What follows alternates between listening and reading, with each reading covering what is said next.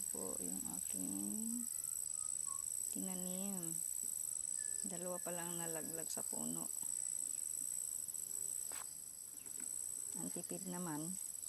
Walang bunga masyado.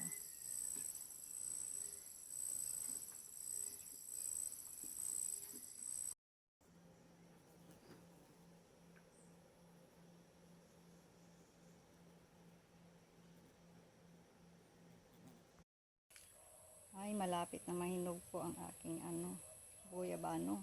Wow! Kailang pangit. Hindi siya maganda.